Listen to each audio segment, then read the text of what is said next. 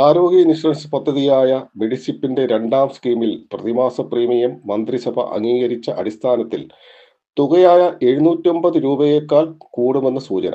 സർക്കാർ നിശ്ചയിച്ച ഈ തുകയേക്കാൾ ഉയർന്ന തുകയാവും ഇൻഷുറൻസ് കമ്പനികൾ ടെൻഡറിൽ മുന്നോട്ട് വയ്ക്കുക. അത് നൽകേണ്ടി വരുമെന്നാണ് കഴിഞ്ഞ ദിവസം നിയമസഭയിൽ ധനമന്ത്രി KN ബാലഗോപാലൻ വ്യക്തമാക്കിയത്. നിലവിൽ 3 വർഷ പദ്ധതിയിൽ 500 രൂപയാണ് പ്രതിമാസ പ്രീമിയം. പുതിയ പദ്ധതിയിൽ ഓരോ വർഷവും പ്രീമിയം ഉയർത്താമെന്നാണ് സർക്കാർ നിലപാട്. ആദ്യ വർഷത്തെ പ്രീമിയത്തിൽ 5% വർധന രണ്ടാം വർഷ അനുവദിക്കാൻ സർക്കാർ സമ്മതിച്ചിട്ടുണ്ട്.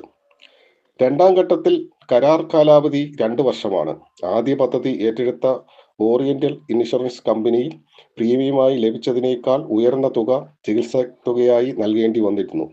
87 കോടിയോളം രൂപയാണ് ക്ലെയിമുകൾ അവസാന ഘട്ടത്തിൽ ഇൻഷുറൻസ് കമ്പനി നിരസിക്കുന്ന സാഹചര്യമാണ് ഉണ്ടായത്.